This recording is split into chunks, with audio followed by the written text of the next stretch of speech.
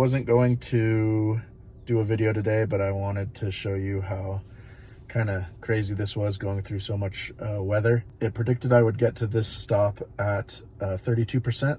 Instead, I'm at 10% charge, or 11% actually, right there, 11% charge. So it predicted I was going to get all the way to Salem with 24%, and now I would get there with negative 9%.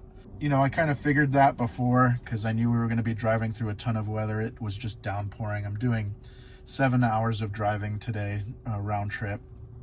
So I added this stop kind of knowing, but you know, predicted getting here with 32%, getting here with 11% instead is pretty crazy. Just how much the weather affected the drive. 354 watt hours per mile. We're looking at 2.8 miles per kilowatt hour. Big change, big difference in what it predicted. And you know, going above speed limit, weather, terrain, all that stuff affects it. So I'm gonna get the car plugged in and head from there. All right, nice thing about getting to a charger with a low state of charge is that it ramps up pretty quick. I'm at 201 kilowatts already. Already went from 11 to 12%, but 202, 203 going up. 4 minutes remaining to continue trip, but I'm going round trip. So after we get to our destination and my son plays soccer, I want to hit the road without having to do a charger in Salem. So hit the road, start traveling south, and maybe do another charger.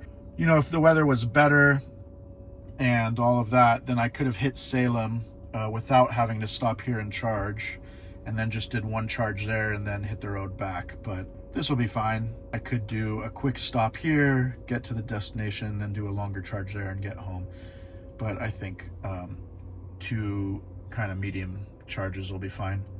So this works. It's 206. It was just pouring, so, and that really affected range. So, which is interesting, you know, it wasn't necessarily weather or temperature today. It was just the downpour of rain constantly, plus going faster and terrain. I'm just going to do a quick end to this video. 464 miles total in this one day. I stopped twice. I started with 100% charge. Stopped on the way up to Salem, stopped on the way back. Total trip 327, which isn't bad. It's over 3 miles per kilowatt hour. You can see on the way back we did a lot better with the 305 watt hours per mile. Just a few takeaways from this. Heavy rain a lot of this trip. On the way up more than on the way back, but it was just hazardous. And it affects range, but still able to do it with just 2 charges.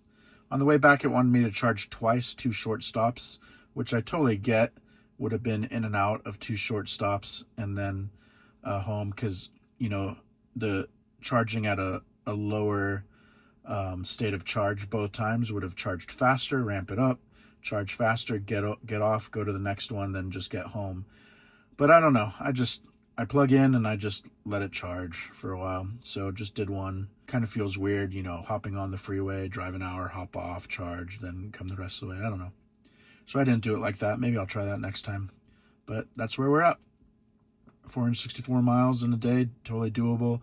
I think overnighters, easy. Find a hotel. We only had 1 game though, but you know, on big trips, long trips where you're going multiple days, find a hotel with a destination charger and you're golden. All right, thanks for watching.